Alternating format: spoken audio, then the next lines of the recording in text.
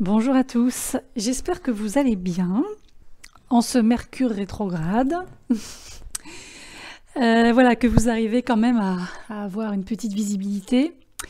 Je vous le souhaite en tout cas. Alors aujourd'hui justement, il va être question en termes de visibilité, du changement de signe du nœud nord et de fait du nœud sud. Alors ça va être ici le transit du nœud nord en taureau et le transit du nœud sud en scorpion, qui va avoir lieu très exactement à partir du 18 janvier donc 2022 jusqu'à mi-juillet, à peu près autour du 18 juillet 2023. Alors les transits des nœuds en astrologie, c'est quelque chose de très particulier parce que ce n'est pas forcément prévisionnel, ça peut l'être, mais ça touche essentiellement notre évolution qui est en lien avec notre psyché. Je vais m'expliquer. Quand on parle de nœud, ce qu'on appelle l'axe des nœuds, donc l'axe nodal, on parle de la Lune, parce qu'en fait, quand on parle des nœuds, ce sont les nœuds de la Lune, les nœuds lunaires. Et la Lune a beaucoup à voir en termes de résonance avec notre corps émotionnel. Et les empreintes, en fait, qui vont quelque part se déposer, qui se déposent sur notre corps émotionnel et qui, en fait, se mettent en place tout au long de nos années je dirais, d'évolution, quand on grandit, quand on prend de la maturité, tout ça, en fait, se déploie sous forme de modèles que l'on va, en fait, ensuite porter tout au long de notre vie et que l'on va pouvoir aussi, quelque part, j'ai envie de dire, ressortir de temps en temps comme des cartes, ressortir comme des atouts, ou pas forcément d'ailleurs, tout dépend quel type, je dirais, de mémoire ressort à tel ou tel moment. Et ici, il est question aussi de temps. La manière dont on gère le temps aussi sur un plan karmique, parce qu'il est beaucoup question de karma depuis ces 2-3 dernières années.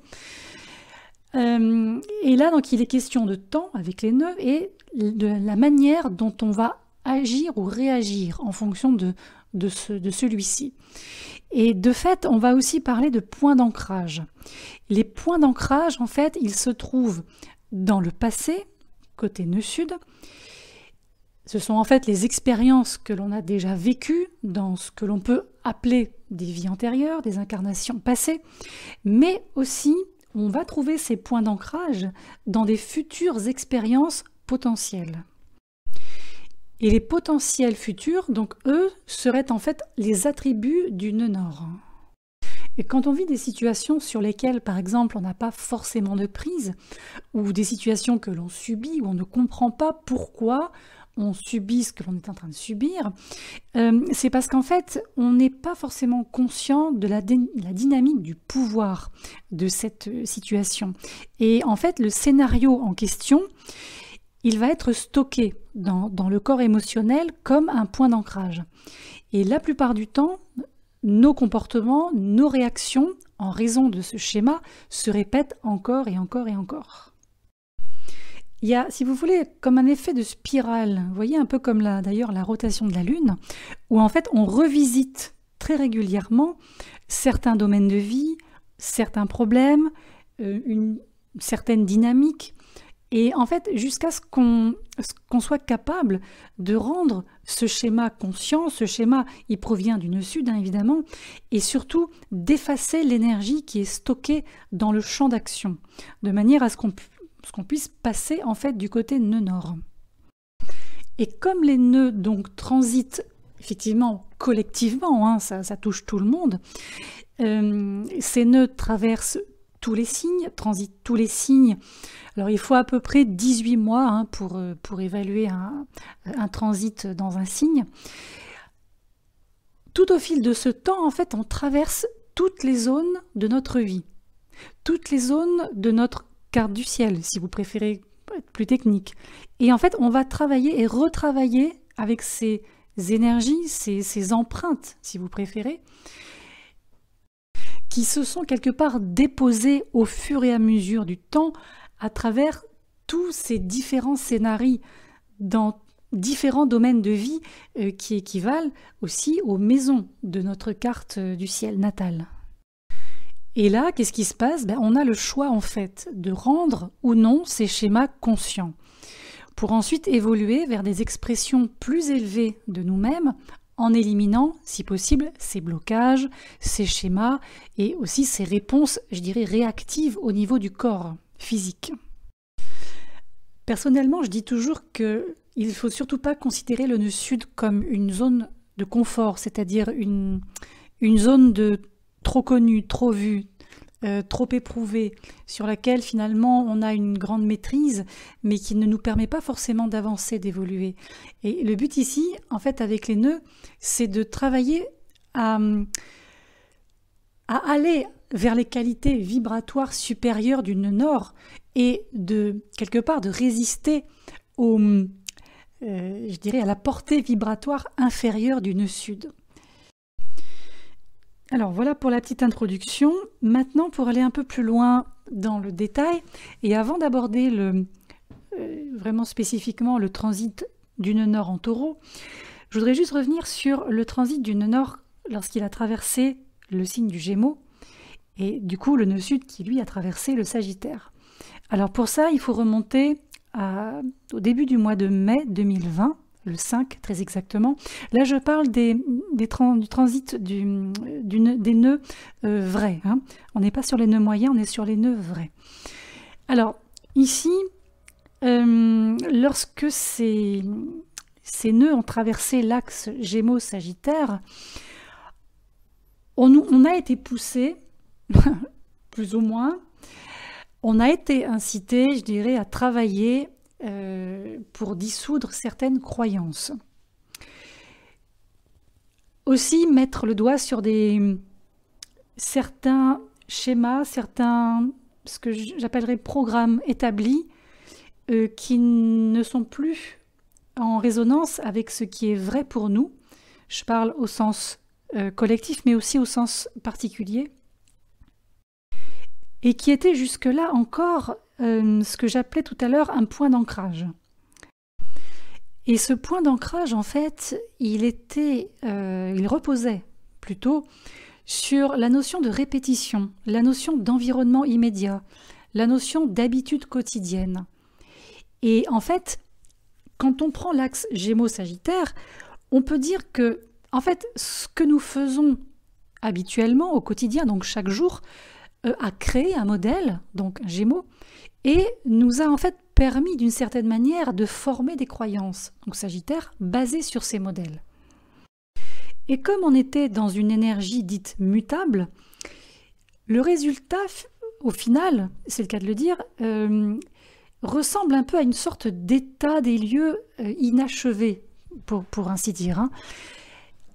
Maintenant, on passe donc en taureau, on est en signe de terre, en signe de fixe, donc on est sur des fondations et sur la stabilité. Et là, il va être possible de vraiment pouvoir commencer à établir un nouveau terrain, mais, après avoir déconstruit ces anciennes croyances, ces anciennes structures mentales, quelque peu nébuleuses, hein, je vous l'accorde.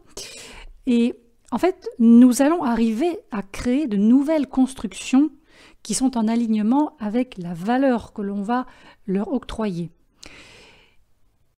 Et c'est là qu'intervient le nœud nord en taureau. Alors, pour vous donner un repère de temps, la dernière fois où l'on a eu un transit du nœud nord en taureau, pour ça, il faut remonter à la mi-avril 2003. Il en est sorti pour entrer en bélier à la fin du mois de décembre 2004. Alors évidemment, à cette époque-là, les transits qui entouraient, les transits planétaires qui entouraient ce transit de nœuds n'étaient bien évidemment pas les mêmes qu'aujourd'hui. Mais déjà, ça peut vous donner un petit repère de temps, petite idée sur un plan personnel, un plan individuel, sur le type d'énergie que vous avez vécu à ce moment-là et qui pourrait, pourquoi pas, peut-être être réactivé actuellement. On va déjà commencer par examiner un petit peu justement ce que va porter cette énergie nœud-sud. Alors, l'énergie qui va transiter par le Scorpion. Ici, il va être question de thématiques en lien avec le pouvoir, la manipulation énergétique, le contrôle, la résistance aussi au contrôle, les ressources, le type de ressources, les vôtres, celles des autres, la cupidité, le ressentiment, tout ce qui va avoir aussi un lien avec la tromperie, ce que j'appelle le voile du secret, ce qu'on ne nous dit pas, ce qui nous est caché, et aussi la notion de peur. Ici, c'est une peur bien particulière, c'est une peur qui est en lien avec des comportements et des réactions qui nous font choisir certaines directions, certaines options, dans le but de nous sentir en sécurité. Le problème qui se pose ici avec ce genre de dynamique pouvoir versus contrôle, c'est un peu comme un serpent qui se mord la queue. Et ici, il ne faut surtout pas oublier les répercussions karmiques de vos échanges énergétiques. Maintenant, le côté positif, c'est que ce transit va vraiment nous aider à détecter quand et comment les peurs sont mises en scène, j'ai envie de dire, dans certaines dynamiques énergétiques. Quand des personnes ou des organisations jouent sur certaines peurs pour acquérir un sentiment de pouvoir réel ou fictif. Ressort aussi cette idée de pouvoir personnel, de pouvoir intérieur. Attention à ne pas essayer d'obtenir le pouvoir sur d'autres personnes par le biais de stratégies ou de manœuvres manipulatrices, parce que ça va vraiment revenir comme un boomerang au détriment de la personne qui le fait. En lien avec ça, j'ai pensé justement à aller voir où se trouve le maître, en tout cas un des deux maîtres du Scorpion, qui est Pluton, planète lente, comme vous le savez, générationnelle. Et quand on regarde la position actuelle de Pluton, en tout cas en transit, on va le retrouver dans les derniers degrés du Capricorne. Et ici, le Capricorne résonne beaucoup sur la question d'intégrité. La notion de vérité, c'est un mot-clé majeur pour l'énergie plutonienne, pour l'énergie du Scorpion. Et les niveaux de manipulation subtile, en fait, ce sont ces comportements-là qui vont être contestés. C'est des comportements qui ne vont plus fonctionner. Et il y a toujours chez Pluton, si on parle sur un plan karmique, ce qu'on appelle un retour karmique, qui risque d'être démultiplié là aussi, avec des effets extrêmement puissants. Pluton, c'est le destructeur, le transformateur, après tout. Après, comme avec Pluton, c'est toujours une énergie qui est lente, c'est quelque chose de sous-jacent, mais qui envahit quand même. C'est là où ça peut être un peu insidieux. Alors, il n'est pas impossible que nous ne voyions pas, au sens visuellement, ce qui peut se passer sur un plan extérieur, parce que cette énergie plutonienne produit plutôt ces effets en coulisses, lentement et inconsciemment. Et la question que vous aurez largement le temps de vous poser durant ces prochains mois pourrait être la suivante: est-ce que je suis manipulée subtilement, psychologiquement, pour, alimenter ou faire plaisir à une personne ou quelque chose qui est en dehors de moi? De même, on pourrait se poser la question suivante, donc une deuxième, qui serait: est-ce que je manipule l'énergie des autres dans mon propre intérêt? Et avec Pluton, vous pouvez être forcé de regarder.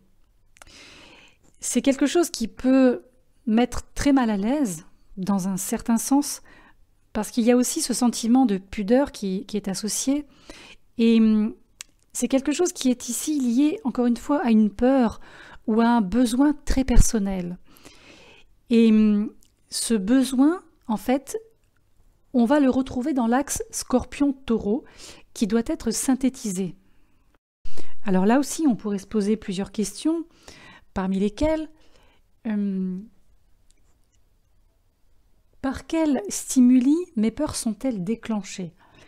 Et comment est-ce que j'ajuste mon ou mes comportements face à celles-ci? Est-ce que mes ajustements sont justes pour moi ou pas?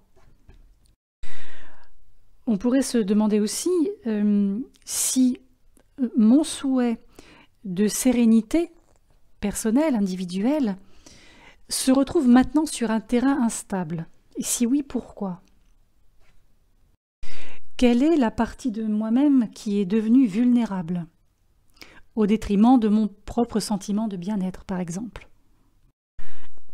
Et l'ultime question pourrait être, est-ce que j'ai choisi de céder mon pouvoir, c'est-à-dire le pouvoir que j'ai sur moi-même, à quelqu'un ou à quelque chose, pour finalement me sentir en sécurité? Et si oui, comment je me sens par rapport à ça? Donc vous voyez, on touche ici à des strates assez sinueuses quand même, hein.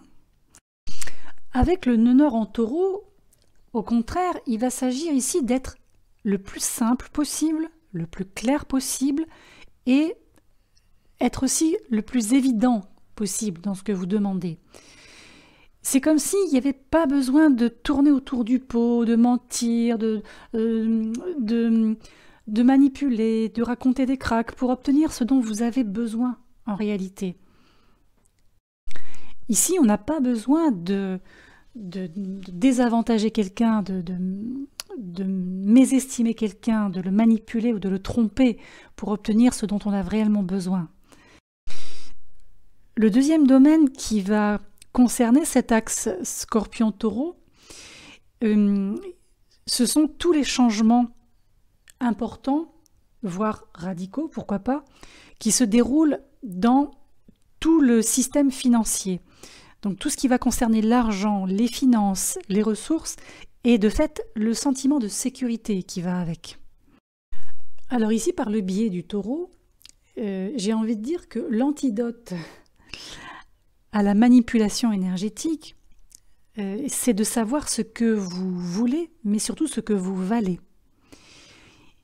Ici, cet aspect du nœud nord, sa position, elle est en lien avec notre propre sens de la valeur, ce que nous valorisons, et aussi la compréhension de ce qui nous motive ici-bas, ce qui a du sens pour nous, ce qui compte vraiment, et ce à quoi nous attribuons de la valeur. Avec l'énergie du taureau, on est sur une énergie très simple, dans le sens où ici, on va parler de capacités pratiques, pragmatiques, presque d'un système d'exploitation très cohérent sur lequel petit à petit on va mettre en place des bases solides sur lesquelles s'appuyer. Alors le taureau étant techniquement la deuxième maison du zodiaque, il peut être intéressant, si vous connaissez votre propre carte natale, d'aller voir dans quel signe se trouve votre maison 2. Ça va peut-être vous permettre de mieux comprendre l'énergie et la portée énergétique et aussi comment ressentir vraiment les vibrations de ce qui vous est personnel. Comprendre ce que vous appréciez peut fortifier votre énergie et vous permettre de vous concentrer clairement dans la bonne direction, de manière à faire quelque part fructifier cette énergie et aussi voir ce qui est bon pour vous et ce qui ne l'est pas. Lorsque vous connaissez vos valeurs, lorsque vous êtes sûr de ce que vous défendez, là vous êtes en mesure de détecter les manipulations émotionnelles, les manipulations énergétiques, les situations dans lesquelles des dynamiques de pouvoir sont en jeu. Et là, c'est là où vous devenez imperméable à ces changements, parce que vous n'êtes pas ou plus sensible à ces déclencheurs de peur ou de fausses promesses. Alors, le taureau étant gouverné par Vénus, il va s'agir ici aussi de tout ce qui touche à la sensation de confort, tout ce qui va concerner les sensations de flux, tout ce qui doit être fluide. On va aussi être en lien avec les 5 sens, pas les 6, les 5. Donc là, on est sur la sensualité et la qualité. Le taureau, c'est un signe qui est soucieux de la qualité. Donc, par exemple, c'est une bonne période ici pour acheter des articles, du matériel qui auront un impact durable, qu'on va pouvoir utiliser à long terme. Tout comme l'investissement financier, donc investir de l'argent dans des placements par exemple ou autres qui ne sont pas ce que j'appellerais volatiles, fantaisistes, qui seraient basés par exemple sur la spéculation du marché ou les prédictions de quelqu'un d'autre. Donc pour tout ça, les mots-clés à retenir, ce seraient qualité, durabilité et retour sur investissement à long terme. Et quel que soit le domaine. C'est un transit qui a aussi beaucoup à voir avec ce qu'on appelle le retour à la nature. Parce qu'on ne peut pas continuer à prendre à la nature. Nous, qu'est-ce qu'on lui donne en attendant? Ici, il est question du je donne, je reçois. Il faut quelque chose d'équitable. Et il s'agit aussi d'assumer, je dirais, la responsabilité personnelle de votre propre lien avec la nature et avec l'approvisionnement. Et surtout pas de projeter de l'énergie dans tout ce qui va mal, tout ce qui tourne mal, tout ce qui combat l'homme, vous voyez. Tout ça, c'est des énergies qui sont, finalement, qui tournent à vide. Elles tournent toutes seules. Et pour pas grand-chose en plus. Donc, c'est sûr que dans l'idéal, si tout le monde pouvait s'efforcer d'établir une connexion personnelle avec la nature, oui, on aurait cette prise de conscience qui permettrait de changer fondamentalement les choses et d'avoir des effets de réverbération massifs, c'est certain. Alors, avec l'énergie du Scorpion et la transmutation des peurs et de cette dynamique de puissance, vous pouvez l'intégrer, parce que l'intégration, c'est un peu la synthèse de cet axe. Vous pouvez l'intégrer en accordant tout simplement votre vibration à quelque chose de très ancré. Ça peut être tout bête, ça peut être marcher à pieds nus sur le sol. Bon, c'est tout bête, mais pas forcément. Ici, il faut en fait ressentir l'environnement. Il faut s'immerger dans les couleurs, les odeurs, les sons, toutes ces qualités du taureau. Et ça peut vraiment vous aider si vous vous retrouvez ou quand vous vous retrouvez dans une spirale de peur. Ou bien si vous êtes submergé ou sous l'influence de points de déclenchement qui s'activent ou qui se réactivent. L'énergie vénusienne, c'est une énergie de guérison aussi, qui possède un potentiel de guérison important. Et donc, au lieu d'aller acheter, par exemple, quelque chose dont vous n'avez pas besoin, passez peut-être plus de temps à vous promener, à apprécier l'abondance des éléments naturels qui vous entourent. C'est tout simple, c'est tout bête, je sais, mais ça peut avoir des effets de grande envergure. Ici, dans le taureau aussi, on est sur quelque chose de très organique, en répercussion avec le scorpion en face.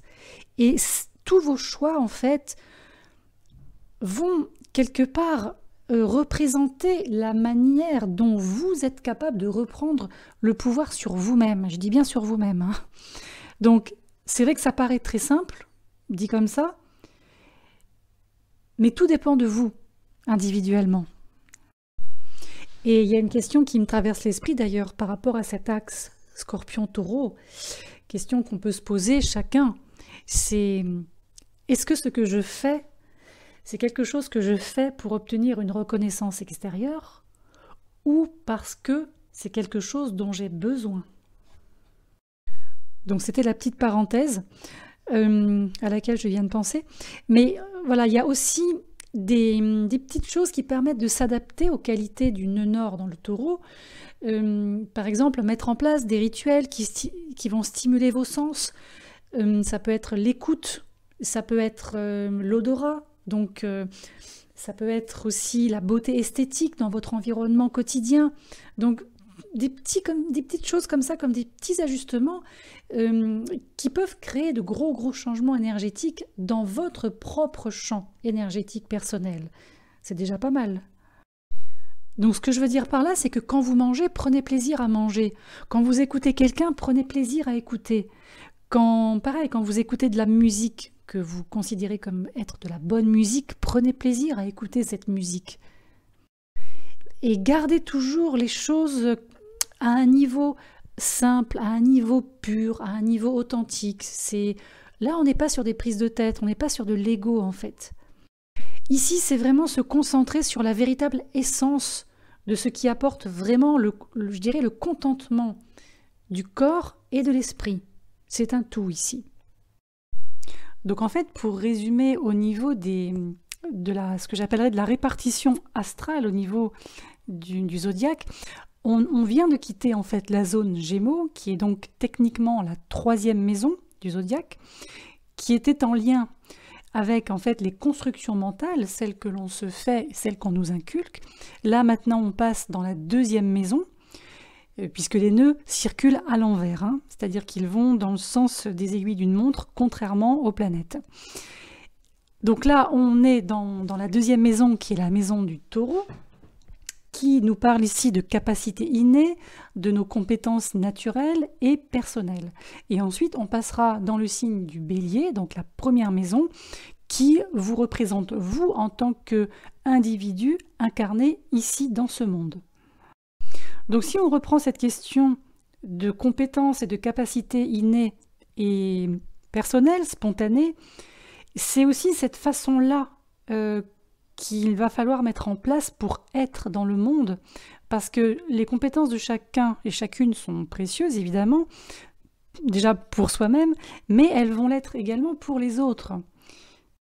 Et quand je parle de compétences et de capacités, on est presque dans une histoire de don, c'est-à-dire c'est quelque chose qui est là avant que l'esprit n'intervienne, avant qu'il y ait une sorte de mentalisation qui se fasse, avant de...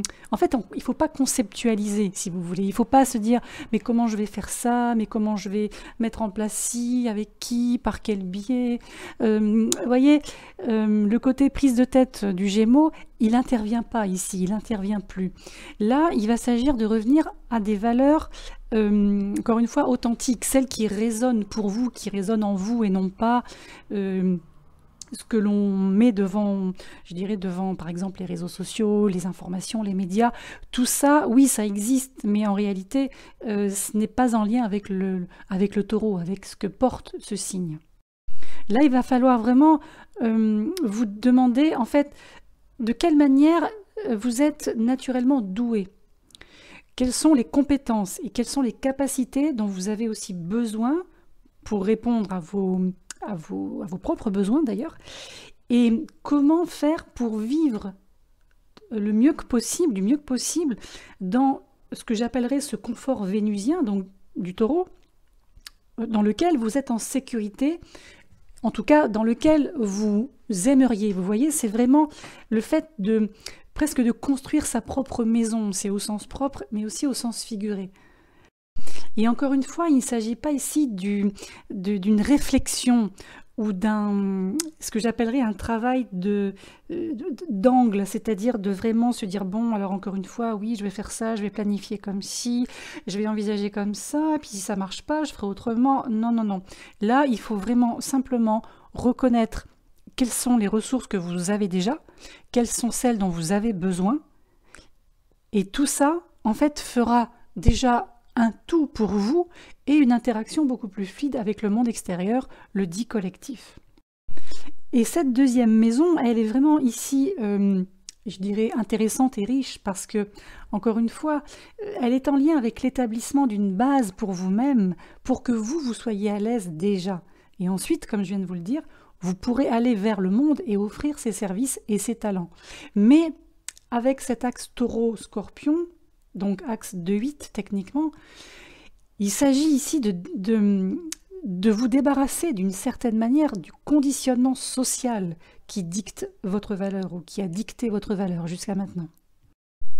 Peut-être essayer de vous souvenir justement lors du précédent transit sur 2003-2004 si il y a eu des choses un petit peu qui ont résonné dans cet ordre d'idées ou sur le terrain qui était le vôtre à ce moment-là. Et d'ailleurs, si vous-même avez au natal déjà l'axe des nœuds dans ce même axe, Taureau-Scorpion, c'est quelque chose qui va résonner d'autant plus fort chez vous et qui va un petit peu vous prendre comme une... bon, maintenant, il est l'heure, quoi. C'est terminé, il faut faire quelque chose et il faut changer certaines choses. Même chose si vous avez le soleil en taureau ou en scorpion, si vous avez la lune aussi en taureau ou en scorpion, les deux luminaires. Et par ailleurs, la lune côté taureau, c'est ce qu'on appelle une lune exaltée, c'est-à-dire que c'est une lune qui a d'autant plus de force, d'autant plus de puissance. Et en face, donc on a effectivement une lune qui pourrait être en scorpion, si toutefois vous avez la lune en scorpion. Là, elle est ce qu'on appelle au détriment. Donc on a vraiment un transit nodal qui est particulièrement puissant et qui, je pense, peut changer beaucoup de choses dans nos vies personnelles.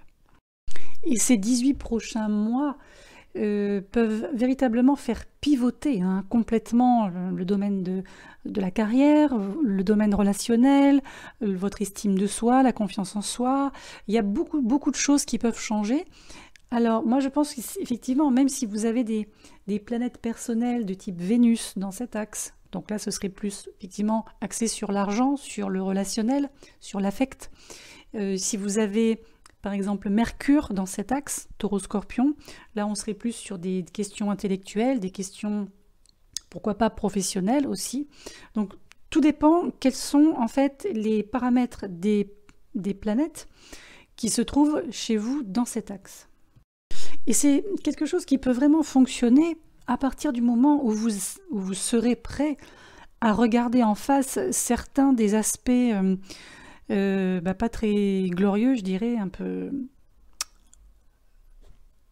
repoussant de la dynamique de pouvoir en général, et comment cette dynamique a pu impacter votre vie d'une manière ou d'une autre, à une période ou à une autre, et puisqu'on est sur quand même un axe qui prend en compte aussi Vénus, il y a pourquoi pas travailler sur la notion de pardon, ou bien sur la transmutation de cette énergie. Encore une fois, le taureau et le scorpion, c'est un axe qui est là pour transmuter quelque chose et vous permettre aussi de travailler pour affiner votre sens des valeurs, encore une fois, mais surtout en faire une priorité désormais. Après, ça peut être de toutes petites choses que vous faites ou que vous ferez tous les jours. C'est pas tout changer radicalement. Pour moi, il ne s'agit pas de faire de ce pivot quelque chose j'allais dire de destructeur, mais vous n'allez pas faire table rase d'un coup. Vous n'allez pas tout balayer, tout basculer en une seule fois. L'énergie du taureau, c'est une énergie, je vous disais, qui est lente, qui est une énergie persévérante. Donc là, il va s'agir davantage de laisser ces étapes se faire de manière progressive, de manière durable, en gardant toujours à l'esprit cette optique de long terme qui vous attend là-bas au bout du chemin. Là, c'est vraiment le principe des petits ruisseaux qui font une grande rivière. C'est vraiment des résultats, avec des petits résultats qui s'accumulent, voilà, les uns sur les autres, et qui vont permettre de créer, je vous disais, une base solide, à partir de laquelle vous pourrez construire quasiment n'importe quoi. Et pensez bien qu'après, quand on arrivera donc en juillet 23, donc courant de l'été 23, là, le nœud nord va entrer en bélier. Et là, c'est un petit peu la boucle qui se boucle, si vous voulez. On a au final cette trait d'union, incarnation à soi-même déjà, parce qu'on arrivera dans le premier signe du zodiaque, et comme on sera avec un nœud sud en balance, on aura vraiment ce système de réalignement entre moi, je et les autres. Voilà donc pour cette synthèse du nœud nord en taureau. J'espère avoir pu vous apporter quelques éclaircissements, quelques pistes qui, je l'espère, seront utiles à votre quotidien, à notre quotidien, et surtout en cette période... J'ai presque envie de dire de l'histoire, parce que c'est vraiment ça, avec Pluton fin Capricorne. Pour ceux qui ont écouté l'audio que j'ai proposé sur ce thème, comprendront ce que je veux dire. Voilà, écoutez, prenez soin de vous, et je vous embrasse et je vous dis à très vite.